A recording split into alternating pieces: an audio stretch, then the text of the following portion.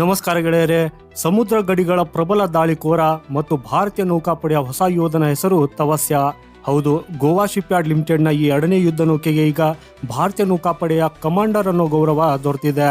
ಈ ಅಲೆಗಳ ಯೋಧನನ್ನು ರಕ್ಷಣಾ ಖಾತೆ ರಾಜ್ಯ ಸಚಿವ ಸಂಜಯ್ ಸೇಠ್ ಅವರ ಸಮ್ಮುಖದಲ್ಲಿ ನೌಕಾಪಡೆಗೆ ಸೇರಿಸಲಾಗಿದ್ದು, ಈ ಸಂದರ್ಭದಲ್ಲಿ ನೌಕಾಪಡೆಯ ಎಲ್ಲ ಉನ್ನತ ಅಧಿಕಾರಿಗಳು ಉಪಸ್ಥಿತರಿದ್ದರು. ಸಮುದ್ರದಲ್ಲಿ ನೌಕಾಪಡೆಯ ಬಲವನ್ನು ಹೆಚ್ಚಿಸುವುದಕ್ಕಾಗಿ 2019 ಜನವರಿಯಲ್ಲಿ ರಕ್ಷಣಾ ಸಚಿವಾಲಯವು ಗೋವಾ ಶಿಪ್ಯಾರ್ಡ್ ಲಿಮಿಟೆಡ್ಗೆ 2 ಫ್ರಿಗೇಟ್ ಯುದ್ಧ ನೌಕೆಗಳನ್ನು ನಿರ್ಮಿಸುವ ಜವಾಬ್ದಾರಿಯನ್ನ ವಹಿಸಿತ್ತು. ಈ 2 ಯುದ್ಧ ನೌಕೆಗಳನ್ನ ಪ್ರಾಜೆಕ್ಟ್ 1135.6 ಅಡಿಯಲ್ಲಿ ನಿರ್ಮಿಸಲಾಗಿದೆ. ಇದು ತಲ್ವಾರ್ ಕ್ಲಾಸ್ ಯುದ್ಧ ನೌಕೆಗಳ ನಿರ್ಮಾಣದ ನಂತರದ ಪ್ರಾಜೆಕ್ಟ್ ಆಗಿದ್ದು, ಈ ಪ್ರಾಜೆಕ್ಟ್ ನ ಮೊದಲ ಯುದ್ಧ ನೌಕೆ ತ್ರಿಪುಟ್ ಅನ್ನ ಕಳೆದ ವರ್ಷ ಜುಲೈ ತಿಂಗಳಲ್ಲಿ ಲಾಂಚ್ ಮಾಡಲಾಗಿತ್ತು.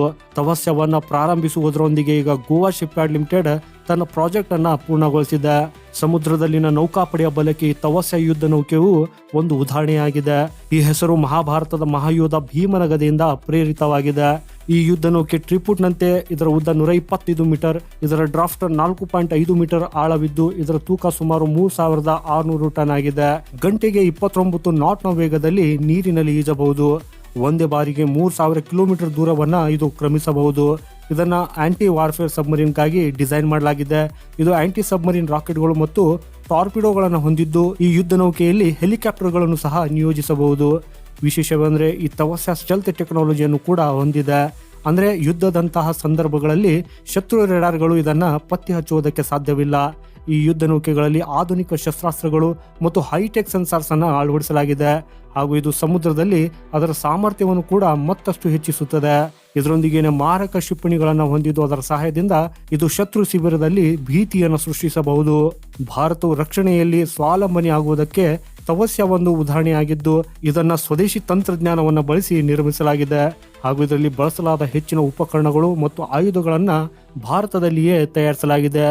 ನೌಕಾಪಡೆಯನ್ನು ಬಲಪಡಿಸಲು ಭಾರತ 4 ಸ್ಟೆಲ್ತ್ ಫ್ರಿಗೇಟ್ಸ್ ಗಳನ್ನ ನಿರ್ಮಿಸುವುದಕ್ಕಾಗಿ ರಷ್ಯಾದೊಂದಿಗೆ ಒಪ್ಪಂದಕ್ಕೆ ಸಹಿ ಹಾಕಿತ್ತು.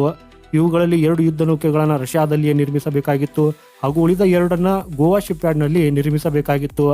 ರಷ್ಯಾದಲ್ಲಿ ನಿರ್ಮಿಸಲಾದ ಮೊದಲ ಫ್ರಿಗೇಟ್ ತುಶೀಲ್ ಈಗಾಗಲೇ ನೌಕಾಪಡೆಗೆ ಸೇರ್ಪಡೆಯಾಗಿದ್ದು, 2ನೇ ಫ್ರಿಗೇಟ್ ಈ ವರ್ಷದ ಜೂನ್ ತಿಂಗಳಲ್ಲಿ ಭಾರತವನ್ನು ತಲುಪಲಿದೆ.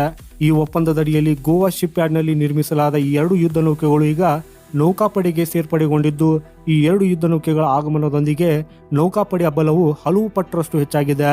ಸೊ ಗೆಳೆಯರೆ, ಸದ್ಯಕ್ಕೆ ಭಾರತವು ಮಿಲಿಟರಿ ಶಕ್ತಿಯಲ್ಲಿ ಸ್ವಾವಲಂಬನೆ ಹಾದಿಯಲ್ಲಿ ವೇಗವಾಗಿ ಮುನ್ನಡೆಯುತ್ತಿದ್ದು, ಶಿಪ್ ಬಿಲ್ಡಿಂಗ್ ಅಲ್ಲಿ ಭಾರತವು ವಿಶ್ವದ ಅತ್ಯಂತ ವೇಗದ ಹಡಗಾಗಿ ಹೊರಹೊಮ್ಮತಾ ಇದೆ. 2047ರ ವೇಳೆಗೆ ನೌಕಾಪಡೆಯನ್ನ ಸಂಪೂರ್ಣವಾಗಿ ಸ್ವದೇಶಿಯಾಗಿ ಮಾಡುವ ಗುರಿಯನ್ನ ನಿಗದಿಪಡಿಸಲಾಗಿದ್ದು, ಈ ಪ್ರಯತ್ನದಲ್ಲಿ ನೌಕಾಪಡೆಯ ಹೊಸ ಯುದ್ಧ ನೌಕೆ ತವಸ್ಯ ಒಂದು ಮೈಲಿಗಲ್ಲು ಅನ್ನೋದನ್ನ ಸಾಬೀತುಪಡಿಸುತ್ತದೆ. ಸೊ ಗೆಳೆಯರೆ, ಈ ಮಾಹಿತಿ ಇಷ್ಟವಾದರೆ ಈ ವಿಡಿಯೋನ ಲೈಕ್ ಮಾಡುತ್ತಾ ಭಾರತದ ಈ ಪ್ರಗತಿಯ ಬಗ್ಗೆ ನಿಮ್ಮ ಅಭಿಪ್ರಾಯವನ್ನ ಕಮೆಂಟ್ ಬಾಕ್ಸ್ ಅಲ್ಲಿ ಬರೆದು ನಮಗೆ ತಿಳಿಸಿ. ಸಿಗೋಣ ಮುಂದಿನ ಮತ್ತೊಂದು ಇಂಟ್ರೆಸ್ಟಿಂಗ್ ಮಾಹಿತಿಯೊಂದಿಗೆ. ವಂದೇ ಮಾತರಂ. ಭಾರತ್ ಮಾತಾ ಕಿ ಜೈ.